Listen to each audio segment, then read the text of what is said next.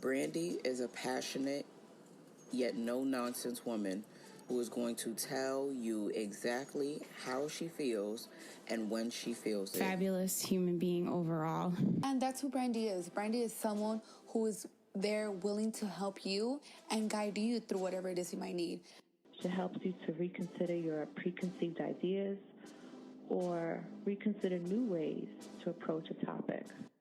You don't need people in life to agree with you on anything or everything. What you really need is someone to keep it real, and she does that exactly. When she don't even know, I feel like when I make my first million, I owe her a lot of money. This season of Brandy Was Here, the podcast is sponsored in part by Blood of a King Clothing, a clothing line focused on bringing out the best within you. Blood of a King Clothing is a motivational clothing line that is helping you find the greatness within. You can shop Blood of a King Clothing at bloodofakingclothing.myshopify.com. TBM Skincare provides the tools that help women love what they see when they look in the mirror. With the full line of plant-based products, we invite women to reclaim their time by adopting a self-care routine that invites luxury into their homes.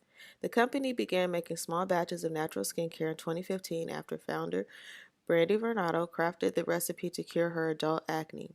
In doing so, she also found the confidence to pursue her dreams of being a full-time entrepreneur. Since its inception, TBM Skin has made luxury skincare accessible to everyday people and is committed to helping communities rebuild their sense of pride and their unique identity. You can shop TBM Skincare at www.tbmskin. Right, y'all, I'm not even going to hold you because this episode is so good. I want to get right into it. But I cannot continue this season of the podcast talking about spirituality without talking about music. Music truly, truly speaks to the soul. And if you know me, then you know I am always with the music. I am the playlist queen. I got a song for everything. I walk around singing all the time. And when I was younger, I used to say, I can't sing. And then I had a teacher who told me to stop saying that. She taught me to say instead that singing is not my gift, but I exercise my ability. And if you have spent any time around me, then you know I definitely exercise my ability to sing loud, off key. I often don't know the words, but it's the spirit of the music, and music definitely has a spirit. My guest today is full of energy and good energy at that, y'all. She has a beautiful spirit, a beautiful soul, and she channels that through her music.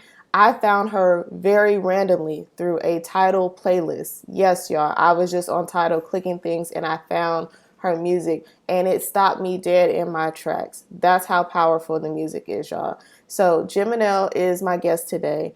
She has an album out called Mantra Loops. Volume 1. Volume 2 is coming out soon. Put her on your radar. Add her to your playlist.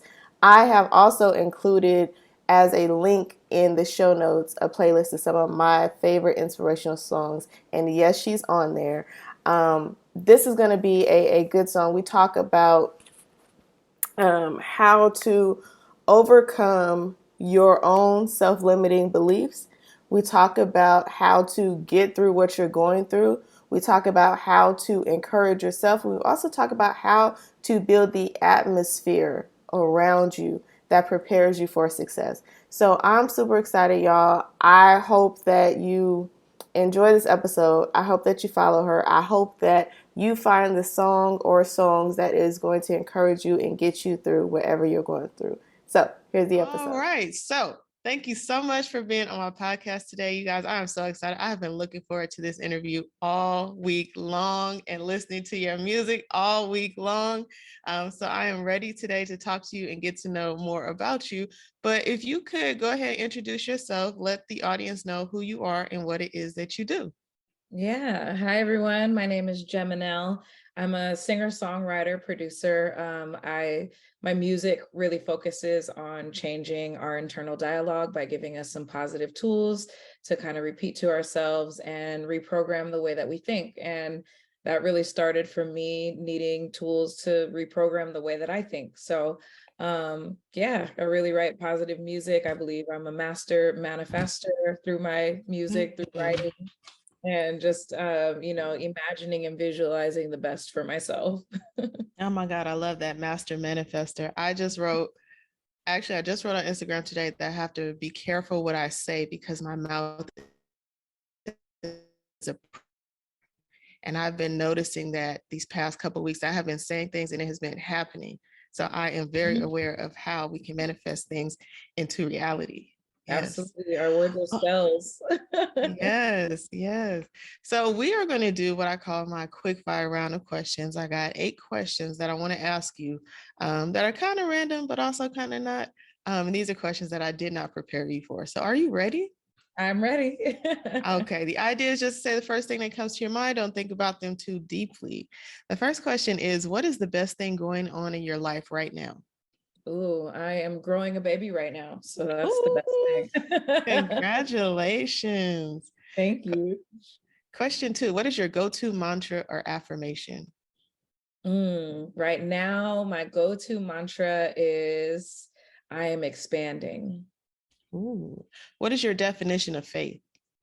My definition of faith is to move with trust without knowing what's on the other side. What do you lean on when life gets hard? Ooh, my breath. Mm. What What is the biggest misconception about spirituality? That you have to go outside of yourself. I guess that's the answer. Name a book that has helped you on your journey. Ooh, that's a good one. The Music Lesson. That's one I always return to. Who is that by? It's by Victor Wooten. Okay. What single thing would you like to make absolutely certain you do during this lifetime? Be good to people. If you had the opportunity to go back in time and do 3 things differently in your life, what would they be? I would slow down. I would be kinder. I would spend more time in gratitude. That was good. I love all those answers. Yeah. My listeners are readers, so I'll make sure to put that book in the show notes so they can check it out and grab it. Sounds interesting. You are growing a child. That's very exciting. That is a journey, and this podcast is all about the journey. So I'm excited to dive in and learn more about you. You are a singer-songwriter. How long have you been doing that professionally, and when did you get started? Let's see. Well, I've been writing music since I was 13 years old. I'm 35 now.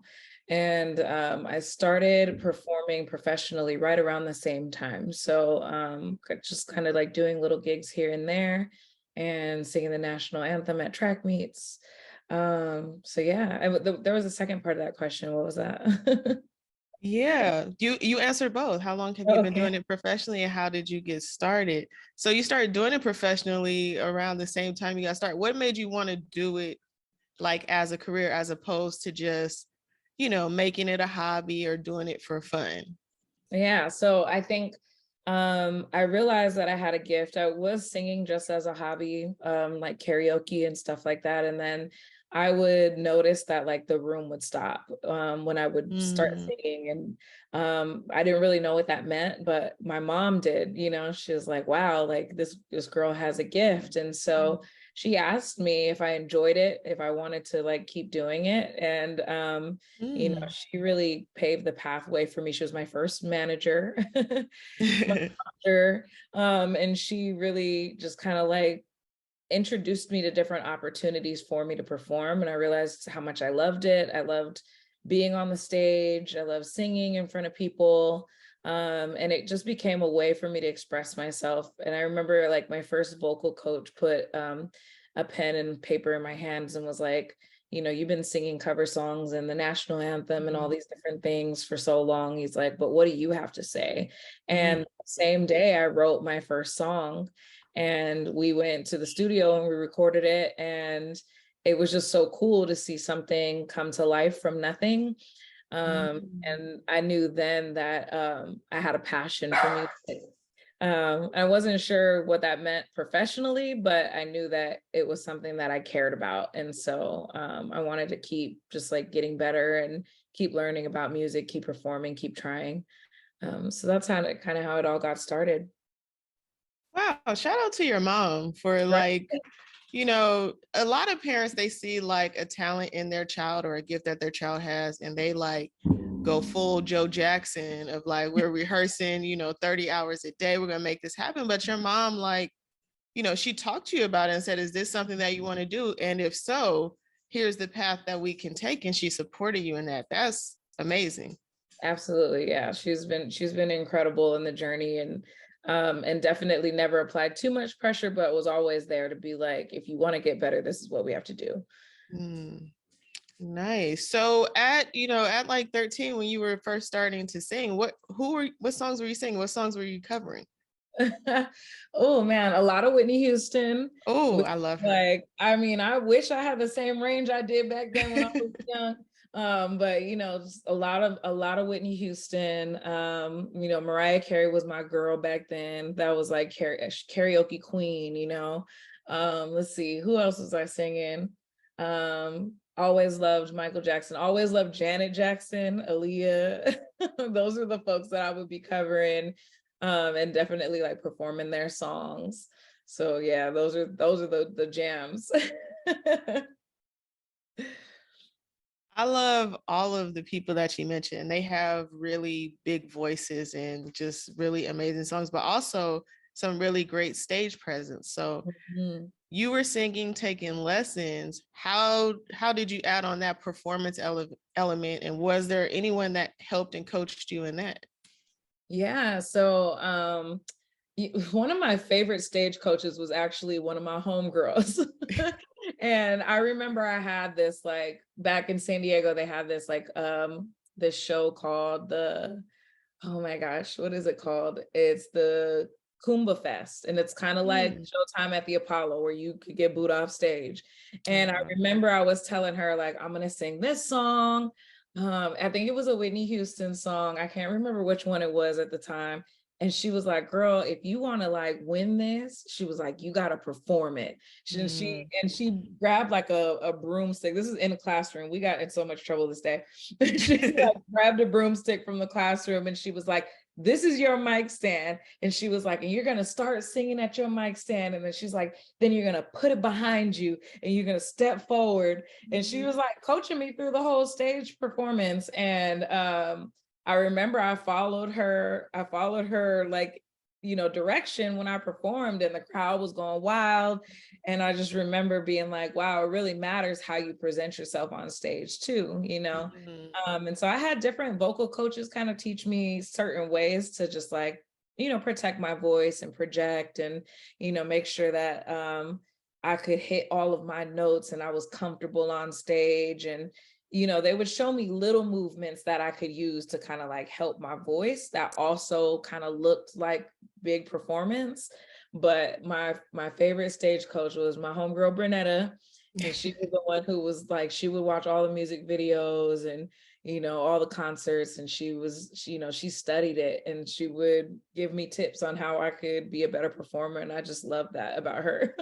Yeah, that sounds really dope. And you got in trouble for it too. So I hope it was worth it. It was. I think I didn't win that competition, but I definitely placed at the top. So it was a good one.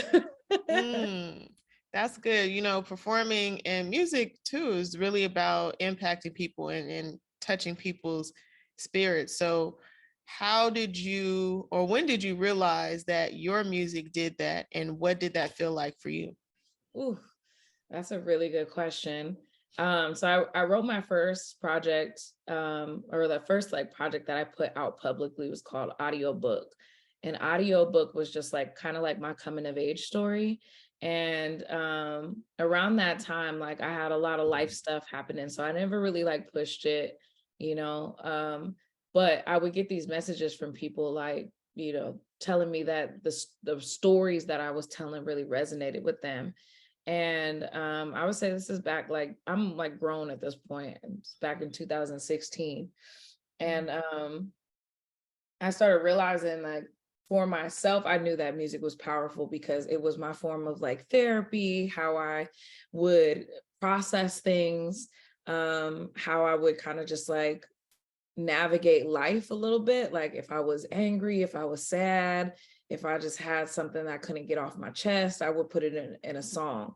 And I knew that was how I communicated. And then one day, you know, I was encouraged to kind of imagine and visualize through my music by my partner, my husband now, and really just think about like what it would look like to actually write songs about things that hadn't happened, that I hadn't had to process, but instead what I wanted to see happen. And so I wrote this song called Oh, and Oh is about becoming full circle. And I wrote it when life was really, really hard, but I wrote it about just glowing up and shining and being like this big energy. And I literally saw for myself how writing that song transformed my life, like very literally the opportunities that came. You know, the song says, "Watch me glow." And I literally had this major glow up in my career as a musician and as a singer songwriter, as a human being. You know, my money got bigger, like all those things happened at the same time. And I was like, wow, this is really powerful. And then folks started kind of telling me like, I love this song. I love how, you know, you're talking about watch me glow. Like I want to glow, you know? And then I started thinking about like how much music is really out there that we repeat that is positive messages. And I couldn't think of very many things. And so I realized that I had a gift to tell these stories that were on the more positive side. And so when I wrote Mantra Loops, that was really the moment when I was like, oh, I got something that's like really powerful and people are really being moved by this energy and being transformed by the words. And, you know, it's medicine. And, you know, I've always thought of music as medicine for myself, but I didn't know that I could make music that could be medicine for other people. And so Mantra, I think, was really like the big moment where I was like, oh man, I'm doing something special. Like this is unique and it's special and it's powerful. And I want to keep creating with this kind of intention. That's beautiful. That is really beautiful. You know, Mantra Loops, I don't know how many streams you have, but I promise you half of them are for me. Because that, I mean, I was going through, as you said, like a really tough time in life. I was, you know, going through a divorce. I was having financial issues, so many different things. And I was listening to this. I was in the car and I have Tidal as like my music app. And Tidal does like, you know, they make playlists. And there was this self-care playlist. And I was at the time driving Uber. And I was like going to my next ride. And this song came on and it was like, do, do, do, do. I was like, okay, I could get with this. Like, you know, it's getting me in a better mood. I was kind of having a bad day. And then it said, I forgive myself and I release. And when I tell you, it stopped me dead in my tracks.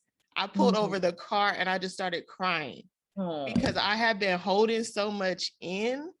And when I heard those words, it was like exactly what I needed to hear. And it just gave me permission to feel through all the things I had been trying not to feel. Yeah. And I was like listening to it and, you know, I stopped crying. Like my Uber person was like texting me. I canceled the ride because I have to get out. Like I have to get out and do something else. And I was like, okay, let me go back. Like, who is this person? What is this song? Where is this album? And every single song just was like food for my spirit. Every single song. And I played it, I want to say like 4 or 5 months straight. This was the only thing I listened to when I listened to music. Nothing else. In the gym, walking the dog, going to work, whatever. This is the only thing I listened to. And when I shared it with people, they had the same experience. Like, oh my God, I love this song. I need to hear it, you know. And then people, you know, on social media, they're starting putting it in their reels. And I'm hearing it a lot of places. I'm like, you know what? Music can really be powerful. We talk a lot about music that is harmful or damaging or, you know, discriminating or, you know, full of violence and this and that. But if you seek out, you know, the things that you're needing, like you're saying, not the things that are happening, but the things that you want to see, you will find it. So I don't know if you can make it more music, but Mantra Loops is it. You don't have to do nothing else. this is the one. This is the one. I know. And it says volume 1, so I assume there's a volume 2, but this is the one. Okay. I'm just letting you know. You Yes, have nailed it. Whatever the thank goal was, you nailed it. Thank you for sharing that. And, like, I Forgive Myself and I Release that song. Like, I can't remember how many times I had to like reschedule studio sessions because I could not sing those words honestly to myself because I didn't really feel it. And I remember crying a lot like during that whole process too. And when I first heard it, not me singing it and like played back to me, I just started bawling, crying. So I know that energy is in there.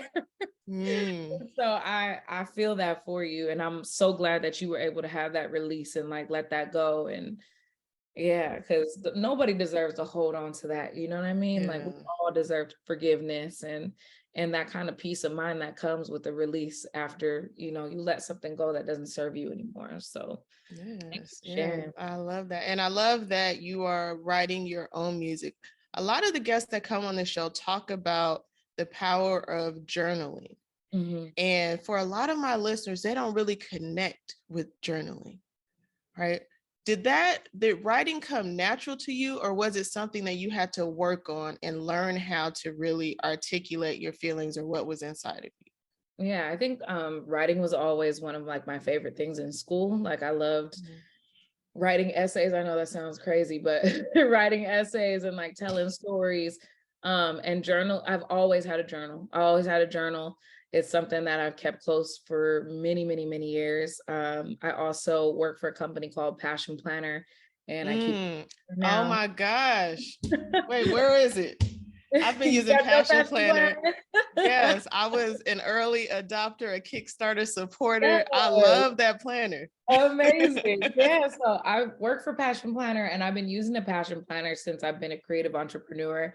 And, there's something really magical about writing things down. Like I've never really been good at keeping things in my head or like putting them on digital calendars and things like that. Like I need to write things out in order to feel them, in order to like integrate them into my life. And so when I started journaling, I would find myself in these flows where like I would be writing and not even realizing what I'm saying. And then I read something back to myself and I'm like, whoa, that's how you feel? Or like, dang, like that's some wisdom, girl. Like, and it's just like, you have these moments where there's something about just the physical, putting like your brain to pen and paper, that it's a really magical thing. And, but I've always been writing. I always used to tell stories when I was a kid and, just imagine things and write things down and have all these little books that my school published when I was a kid.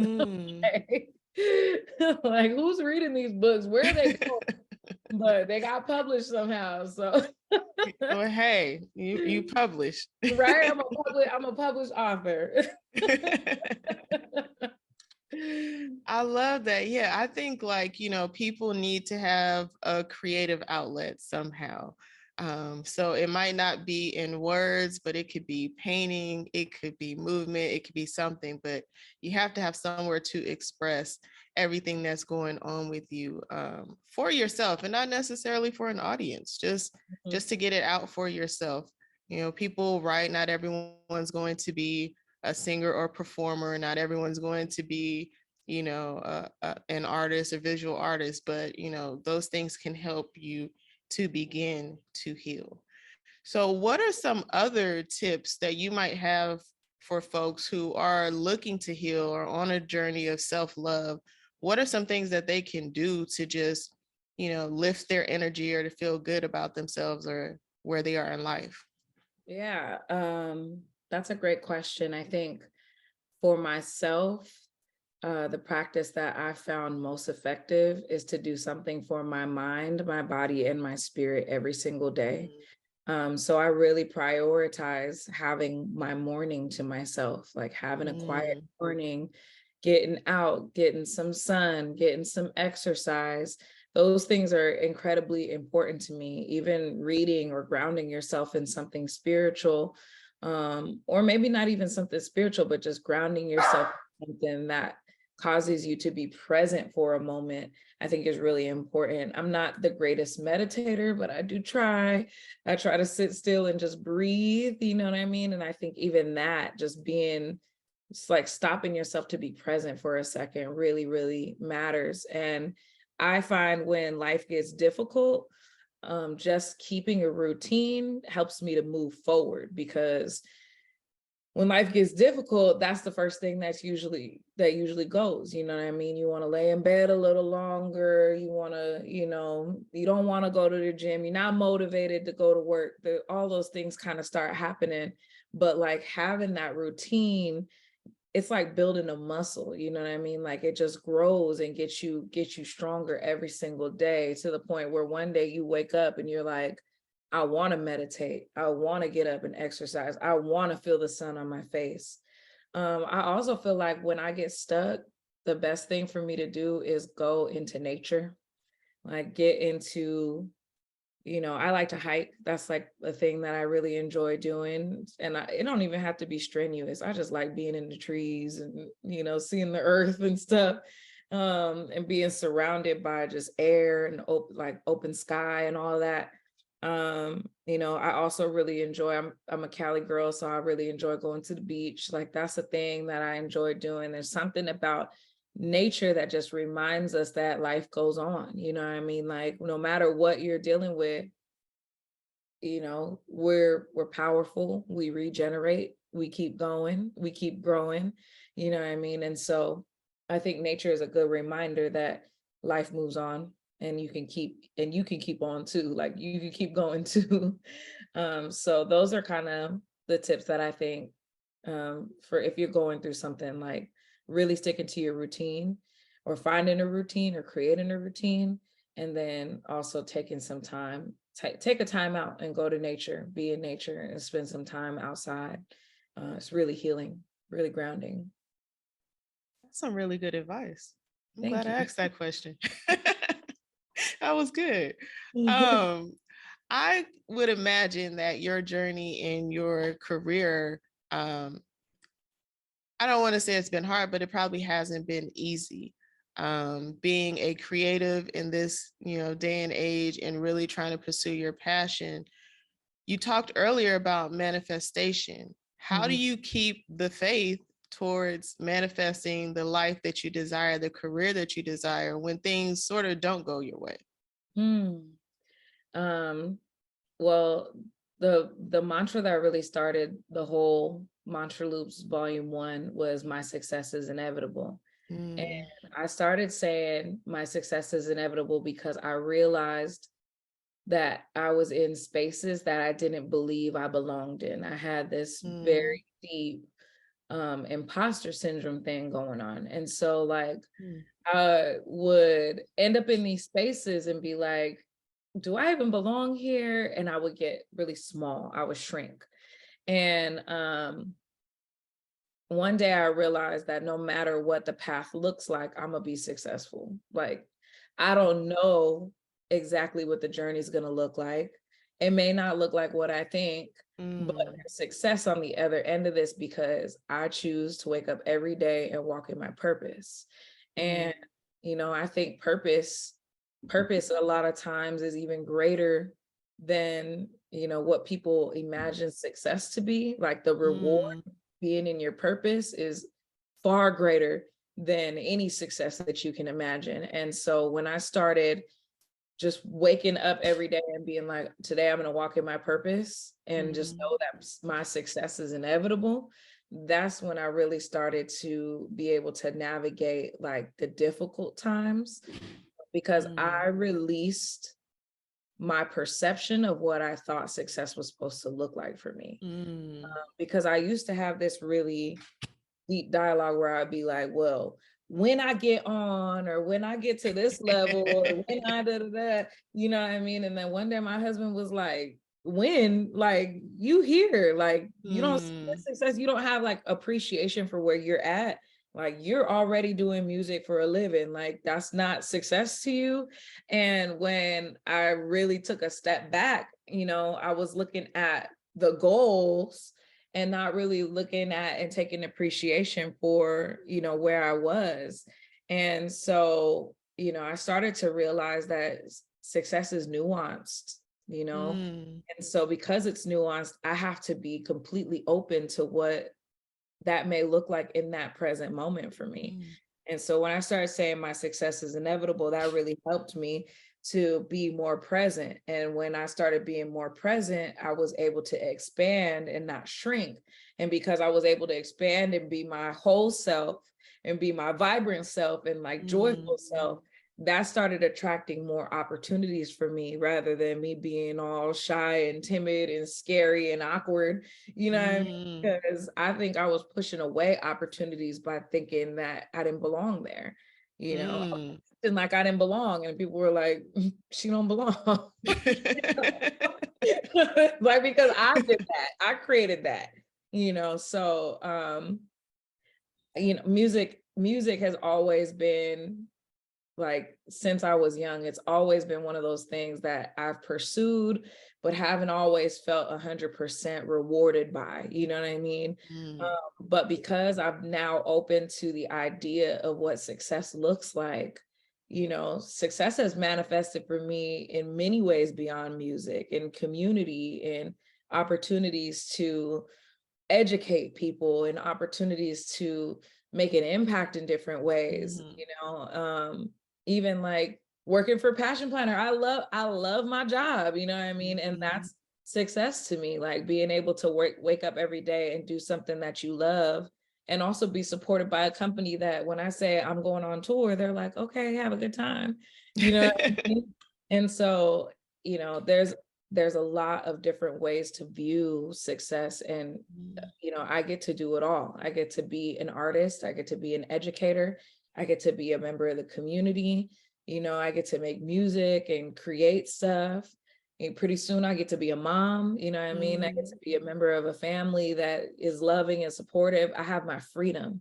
And that's something I would have never been able to accomplish had I been focused on the level of success that I thought I wanted, So I think just being present and being open to like what life has for you is really powerful, and it's helped me a lot to just be like really grateful for where I'm at every day. And I really think that gratitude attracts more, just having that appreciation for what you have today. It makes space for you to receive more, There's just so much to unpack about that. I'm going to start at the end and work my way back. You talked about just being open and being in gratitude. I think that's so important because so many times we are wishing for the things that we don't have, hoping that, all of our dreams and desires will come to us, and we don't take the proper time and attention to appreciate what it is that we have, right?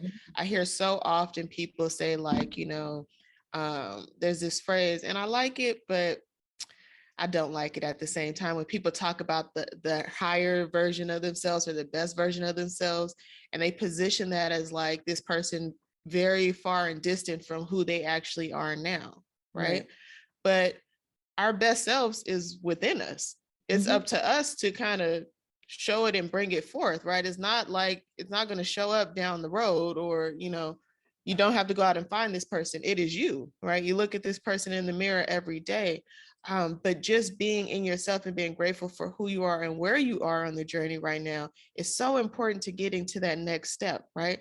Because if you don't appreciate in the now, when you get to the next step, you're still going to be looking for something else, right? Absolutely. And that constant search for success or accolades or accomplishments, I see it in a lot of people, not just creative people, but every person. People are looking for their next promotion, their next step up, their next, they're might be in school or college and they're looking towards getting the next degree or the next thing, right? But they're not appreciating the moment and the time right now. And I think that's so important, what you said about being open to how the journey unfolds and not just trying to reach a certain destination.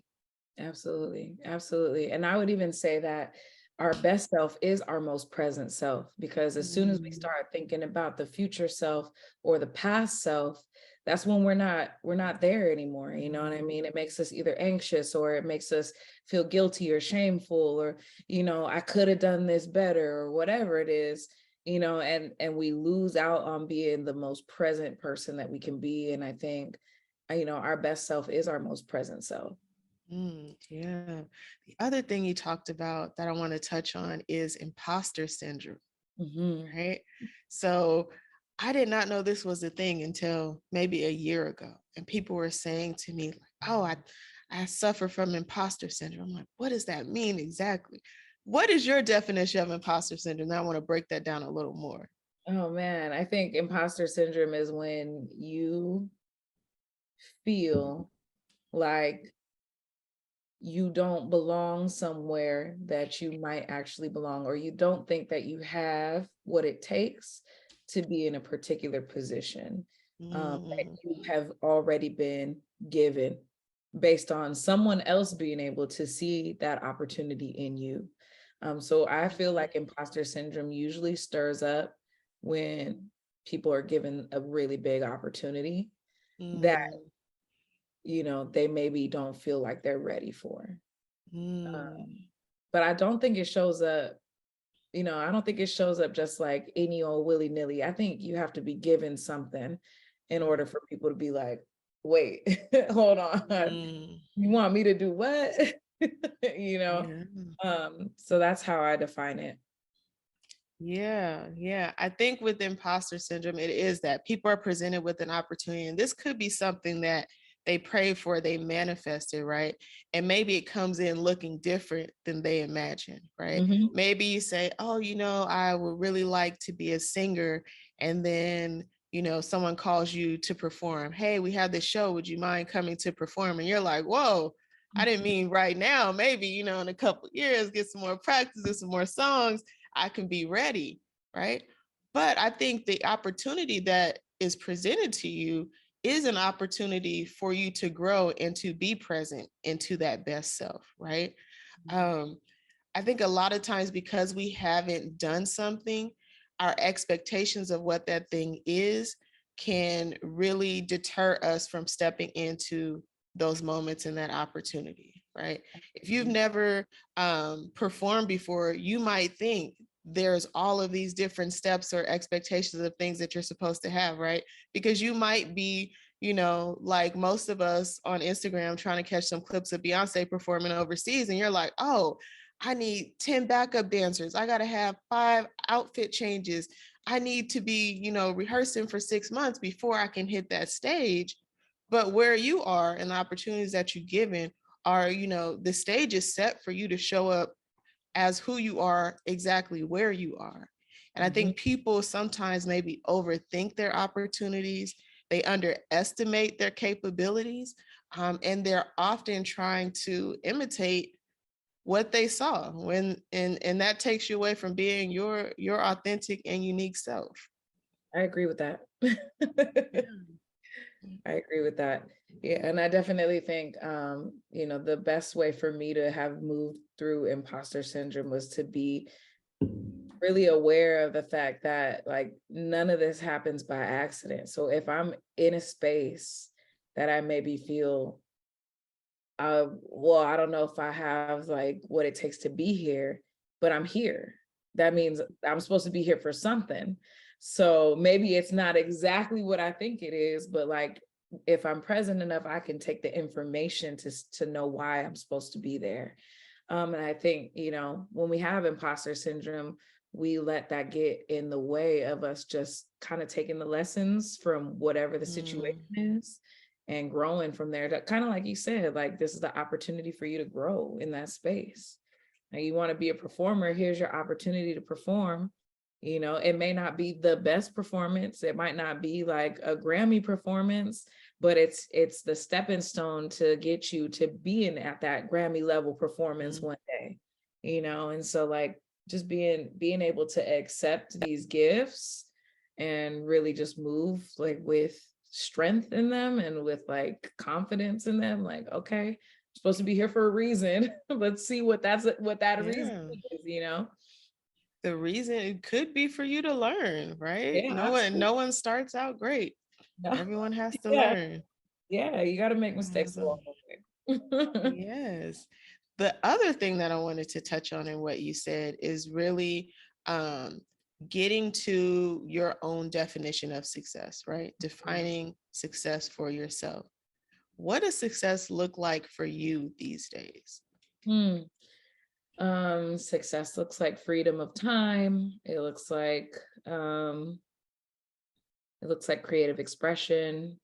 It looks like being able to be flexible with my life, my schedule. Mm, It looks like being able to make music at my own pace and not have to like put out music to make some money or like take a gig to make some money, but to like be able to have discernment about what types of opportunities I take, and to be able to do things that feel in alignment with me. I feel like that's what success looks like for me. mm. You use my favorite word, discernment. I think that's so important. We were just talking about opportunities, and I think it's important too, on your journey to be able to have the courage and discernment to say no to certain things, right? Not every opportunity is going to be for you. Not every person that offers help or that you think can help is going to be helpful for you. But really figuring out what it is that you need in your life at any given moment is a really invaluable skill to have. Absolutely. Absolutely.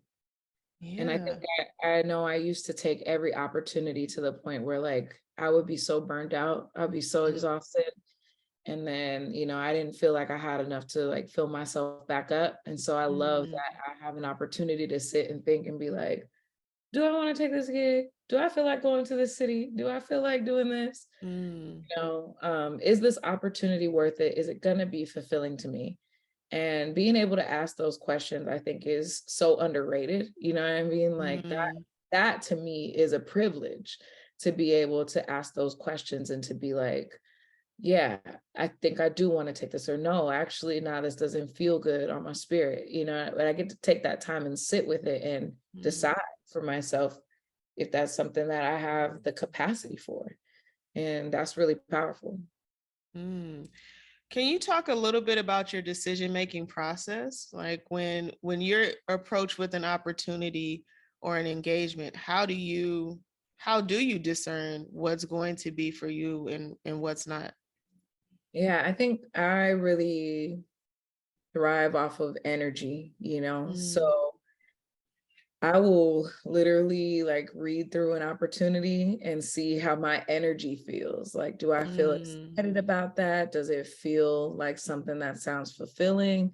Did my body get heavy when I read it? mm. That happens sometimes where I'm like, ooh, like, that don't sound like something I want to do, you know? And so like, I try to listen to my body and how my body feels. If I feel like I need a second party to kind of like help me decide, I do have a thought partner that, she works kind of like a manager to me. She's more like a friend. But I bounce ideas off her like a manager, and she will help me talk through like different questions about like how I feel about it, or she'll help me to see the opportunity in it. Like, oh, this could be really dope. Like, you know what I mean? Like, Mm, let's look at it this way instead. But for the most part, I really listen to my body. And usually the first thing she asks me is, well, how do you feel about it? Is that something you want to, mm, is that something you're interested in? And, I'm grateful that I have, people that I can trust, that I know are looking out for my best interests too, and not just like being like, well, if you get that check, then we get that check. You know what I mean? So it's nice to have somebody who's like, but how do you feel? How does this align with what you're trying to do right now? mm, And do you have the emotional space? Like that is also a big question that I ask nowadays, especially like getting ready to start a family. Like no is one of my favorite words right now, because I'm like, I'm super mhm, focused. I'm like, these are the things that I can do right now, and that's it. And if it don't fall in alignment with that, then no. And so that's kind of that's how I make decisions. I also, going back to being a planner, I also really map out what I want my life to look like. And so when opportunities come in, if they don't fall in alignment with what I have set, like the course or the compass that I've set for myself, then I already know that that ain't gonna work. It feels like a sidestep, or it feels like, I'm going backwards a little bit. And so those are some of the ways that I help myself navigate decisions. But I really do lean on the energy more than anything. Like, how does this feel? How does this sit on my spirit? Yeah. Energy, having a thought partner, really planning out your life so that you can align the opportunities that come into your life. Energy is big. I think people often ignore their intuition far too much. They'll have a gut feeling, and then, self-doubt comes in and say, well, maybe I'm wrong. Let me try it anyway. And then it turns out, nope, you were right. Shouldn't have done that. That wasn't good. You feel even worse now, and you can't go back. So Right. yeah, I think that's important. I'm definitely not perfect there. I made some decisions this year actually based on like how I wanted to show up. And I was like, I want to focus on follow through. And I said I was going to do something. I'm committed to it. And the energy every which way was telling me this ain't right. This ain't right. This ain't right. Like, but I'm going to follow through because I said I would, you know what I mean? And everything ended up not working out, and people were disappointed, and it was really because I didn't listen. And so that was a reminder to me that, like, I be knowing, you know what I mean? One of those things, like, I be knowing what I be knowing. Yeah, exactly. So now I'm like, you gotta listen to yourself, and this little seed that's giving you all these messages and telling you like, nah, that ain't it, mama. Yes, I would say yes. Listen to yourself, because what might come across as an inconvenience to someone. Like, even in doing this podcast, I was supposed to launch it on a date, and then stuff was happening. I was like, okay, it's gonna be 2 or 3 weeks from now, and I had to interview somebody, and they're like, when is it coming out? When is it coming out? And I was just like, you know what? I don't have a date for that right now. I apologize. I know, like, we did this interview 2, 3 weeks ago, et cetera, et cetera. But that, that's a small inconvenience to them. I said something, they were expecting something. But imagine if I had put something out that wasn't right or wasn't correct, and now that person's coming back to me and I have to either do it again or take it down. When you don't listen to yourself in the beginning, you cost yourself more time, more energy, oftentimes more money later in the long run, because things that in the inception of things are really small. You can kind of make adjustments in the beginning, but as time goes on, it only gets harder and harder to pull back or pull away, because now you've invested so much. That's so true. That's so true. And a great reminder for me. Right? Yes. Yeah. It's okay to say no. It's okay to push back. It's okay to take a step back. Do what you got to do to come back stronger. I'm a big believer in that. Absolutely. Yes. So we have talked a lot. And I think like everything you're saying is going to be so valuable to the people that are listening. And you have really good energy too. So I already feel uplifted just in this conversation. But for someone who's listening to this and they may either be in a bad place or just trying to figure out life and figuring out how they move on from where they are, what advice would you give them for starting their life afresh or getting in on a journey of more positivity and growth? I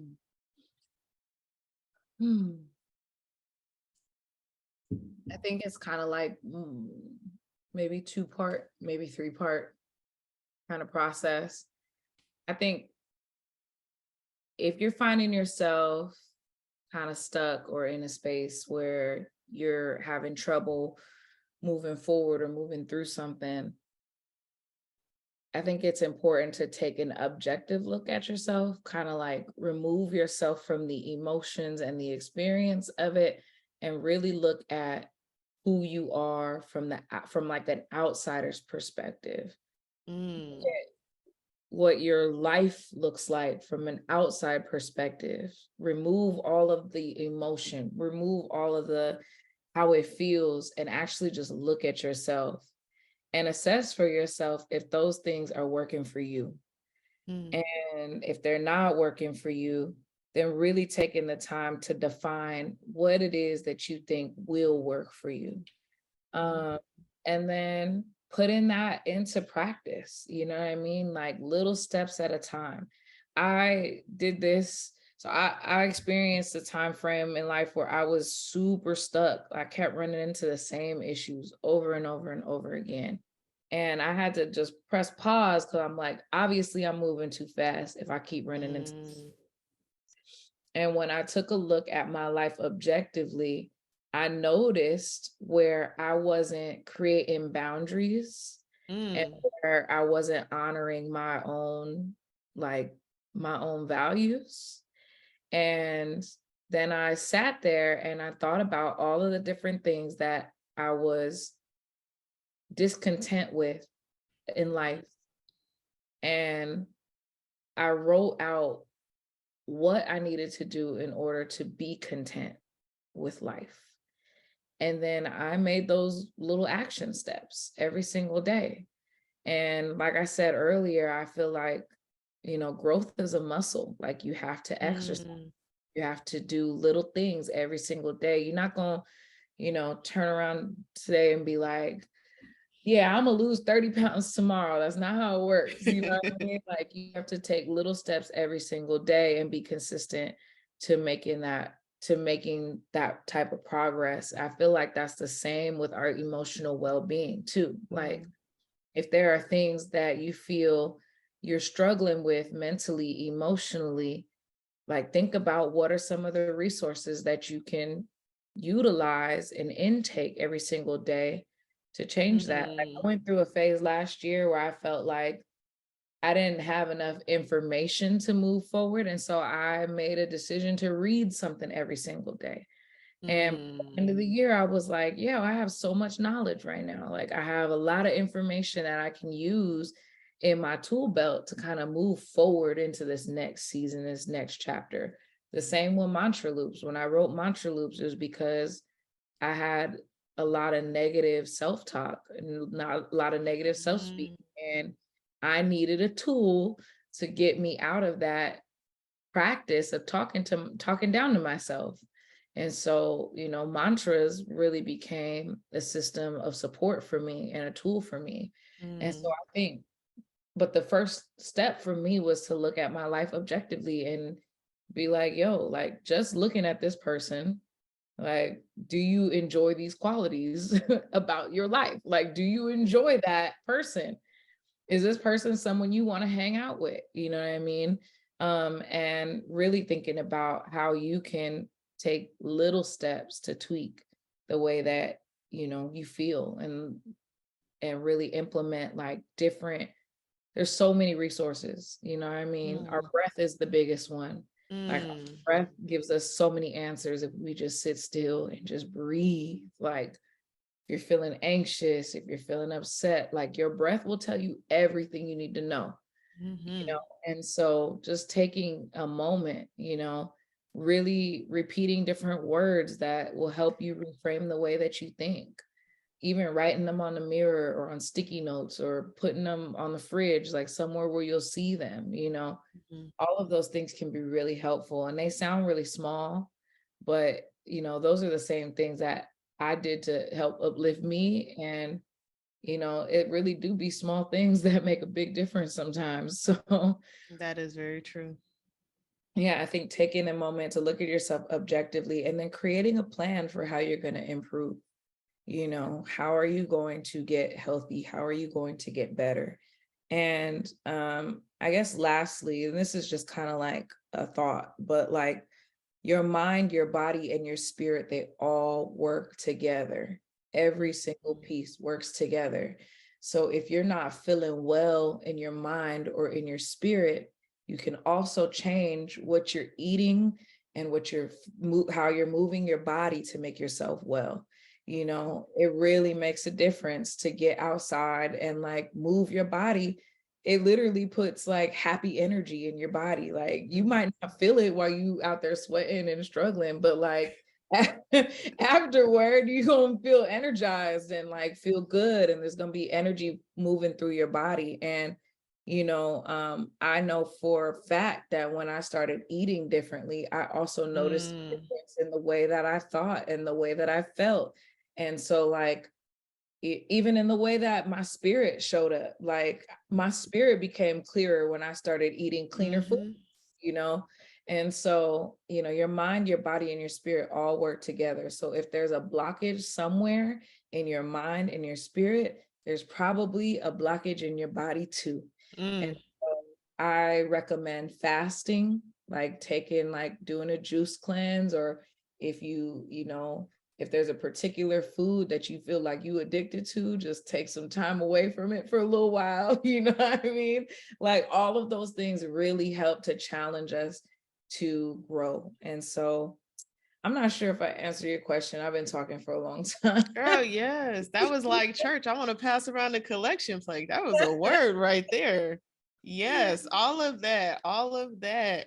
I think too, like so much of what you're saying is really about being in the present moment and honoring where you are in the present moment. I see so often people that are just stuck in the past and stuck in things that have happened to them in the past, and not necessarily the real distant past. Like people are still hung up on yesterday, right? Like somebody cut you off in traffic yesterday and now you just mad going into your weekend, right?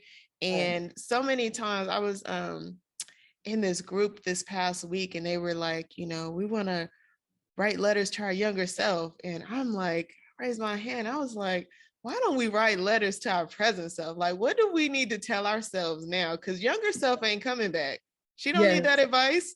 I do. I'm here now. Like, how am I going to help me? And so everything that you said, writing your affirmations down on Post-it notes, just being present in your body, taking inventory of where you are currently, right? Like not where you were 2 years ago or even a month ago, but where are you currently? What do you need right now?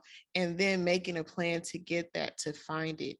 I think that that's so important. I love everything that you said. I'm just going to loop that last couple minutes.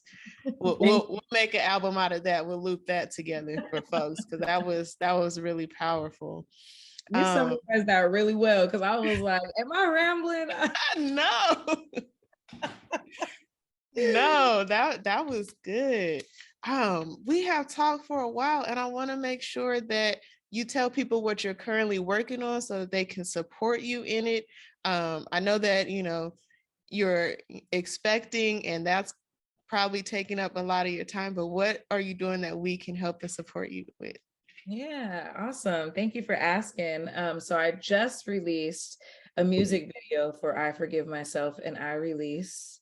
And it's the last of the Mantra Loops Volume 1 series. I have another music video that'll be coming out soon for a song that I wrote called Milky Way. And Milky Way is just about taking that leap to the other side, following the intuition and being like, I'm going where the spirit is calling me. And because I'm doing that, like I'm gonna level up, so that's the song that Milky Way is about. It Milky Way really speaks to my relationship with my husband and I and how we journeyed through life together basically and leveled up together. But also I am also working on Mantra Loops Volume 2, which we can expect this summer. And it's a very different project from Mantra Loops Volume 1. I'm super excited about it. Mantra Loops Volume 1 was a tool for me to change my internal dialogue. And Mantra Loops Volume 2 is the celebration of like being embodied in this new language and this new understanding of self-love and self-care through the words that I speak. And so it's a really, really fun project. It's got like some real good dance vibes on it. And I'm super, super excited about that. My baby be dancing all the time. So, that lets me know I'm doing something right. Yes. Yeah. So that's something that you can expect this summer. And, that I think those are the best ways to support me at the moment. It's just like follow the journey. get on my YouTube page. You know, YouTube really supports the artist out here. You know, stream those videos, share them, continue to share the music, you know, and thank you to everyone who already does. Like, I'm so grateful. I be in my inbox just like cheesing at all the testimonials and smiling at all of the growth that people are experiencing through my music, you know, and that was a goal and a hope of mine, that, you know, the music could have an impact on folks, and to see it actually come to fruition is a really, really exciting and fulfilling thing. And so thank y'all to everybody who messages me, sends me love. Like, I really appreciate y'all so much. Yes. Well, I appreciate you. I appreciate your music. I appreciate you doing this interview. I know that people listening who haven't heard of you are running to their favorite streaming service and downloading Mantra Loops and everything else that you have to offer. We're going to look for your music videos and Mantra Loops too. When that drops in the summer, we have a little summer soundtrack for us. Okay. Yes, sounds good. Well, thank you again. Any last words before we end our time? No, just thank you so much. Thank you for the space that you hold, and, you know, thank you for the intentional listening that you do, and how you were able to summarize all of my rambles. Yeah, no, thank you so much. I appreciate being invited onto your platform, and I look forward to listening back and sharing with the community. All right, y'all. You know what to do. Hit follow on our guests and support them in their future endeavors.